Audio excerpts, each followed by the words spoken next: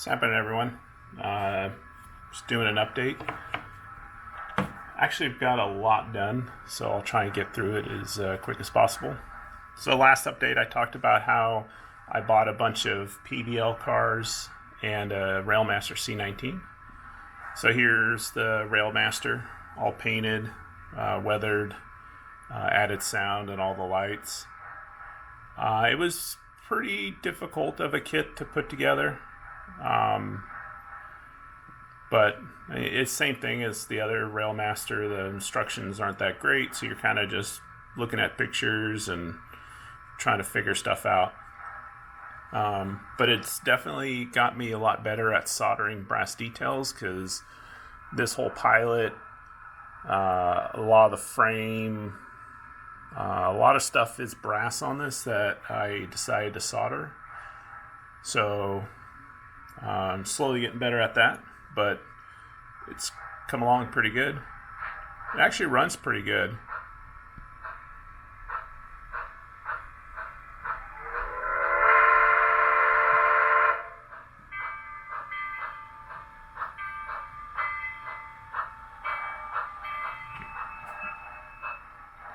So it has a keep alive in it as well, and then a Tsunami 2. So the next thing I did was over in this corner.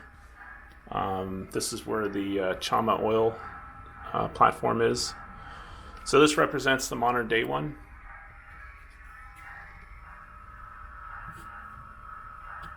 So all the fittings, all this down here, I actually bought a 3D printer. I'll show you that. So I started printing stuff. So these valves are all 3D printed. The rest is all wire and tube, and this whole thing was soldered together. And it's made to represent modern day. So modern day actually doesn't have all the pipes up here. So the other thing that I built was this water car. This is all scratch built other than the tender. I actually bought a tender on eBay, and I thought it said it was SN3, but it turned out it was ON3, and it was for a I think the OY Rotary. So I ended up taking this is brass. It was too wide, so I actually cut it down the side here, soldered it together, and then scratch built the whole rest of the car. This car is prototypical. I actually found one picture on a railroad forum, the narrow gauge forums, of this car, and it's the only picture I found. So I think it's pretty close, but came out really well. Happy with it, especially for something that was basically not going to be used. I made use of it. What else have I done? So the next thing, kind of a bigger one, actually built the OM Rotary, and it's 100% scratch built. So when I mentioned that I got a 3D printer, I actually printed off the rotary front here. I found a file online a guy was doing for free, and I took it, and it was meant for G-scale, so I edited it, added a lot more detail, all the rivets, this bracket on the side here I added. I'm terrible at 3D modeling, so I had to really struggle with this. The rest is plywood with the laser board sides. The trucks are actually the correct width, so they're KD HO scale that I made my own bolsters for to widen them, and then had to make my own axles, which was kind of a pain. And they're actually sprung too. And then the tender is actually 3D printed as well. And then the rest of it is scratch built. The frame, the top here. And I even printed off a backhead and kind of see it in there, the detail there. That was another, I think it was actually like a European model I just did some editing on. But really happy with this. I had one in HON3 that was a kit that I built up, and I sold it So I'm out of HO3 and then wanted one in SN3. So really like the way that came out. The next thing I built is a track cleaning car. And it just came to me one day that I was looking at an auction, and it was actually for a PBL track cleaner. And I wanted one and wanted to build one because you pretty much have to have it. So this is a scratch-built car. These are all laser cut, so I have the file, so I can cut them out and build them. Like this thing took less than an hour to build the frame up. And then I just took a Walthers HO scale track cleaner and screwed it into the bottom. And then just added this load to the top. It's just wood that I had cut from another project. I think that was for the coaling tower leftovers. That thing works really well. I actually got another guy. I showed him it. He built one for himself and is just super happy with it. And then the other is I 3D printed these motors. I think these are Cummins 2.8s, I believe. And then that's a Cat 6-cylinder. Again, these are 3D files that I found online, shrunk them down to S scale. And I'm just getting better at printing and doing stuff. So I've just been printing all sorts of stuff, trying to find things to print. So those came out pretty good. The other thing, I actually just got the car today, or the kit, is I'm building, it's going to be the Denver and Silverton Railroad. I can't remember what the acronym is. It's the modern day. It's the other modern narrow gauge that's running in Colorado and New Mexico. So they have a flat car at 6531 that has a sloped rear that they did to put equipment on, like bulldozers, so you could actually drive up. I don't have a picture of it, but basically they cut the flat car here and then just tilt it at an angle. So this piece here will be at an angle. It won't be this car. This is a PBL. I actually bought a Rio Grande models flat car with the brass sides as a kit. So it'd be easier to cut up than try to redo one of these.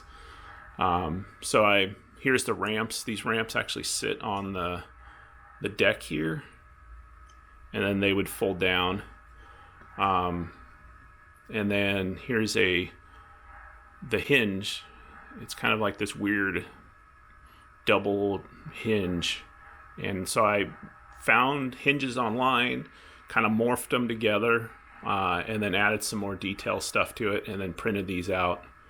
So I think it's going to look really good. That's on my next project list, so probably get that done in a couple weeks or so. The other part, I also printed off, like I said, I've been doing a lot of printing. So these are actually engine blocks. And then, but what's crazy is how detailed this printer can get. I mean, you can actually see the lifter bores and all the head bolt holes. And then it's actually a Ford 9-inch rear end. But really happy with this printer. Show it to you here in a second.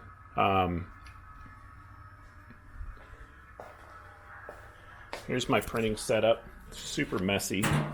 That's the downside. This is a resin printer. You get super good detail. Problem is it's really messy to deal with. So it's a liquid resin, and it's sticky. And it's a pain to deal with, but you kind of over time learn how to deal with it. So this I think it's Elegoo Mars 2. Amazon had these on sale. I think I paid $200 for it. It's been the best $200 I've spent.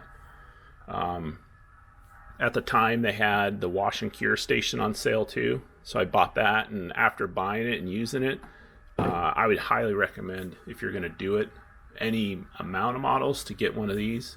It's like maybe $100, but it's well spent. So it has this vat, and then it has an agitator in there.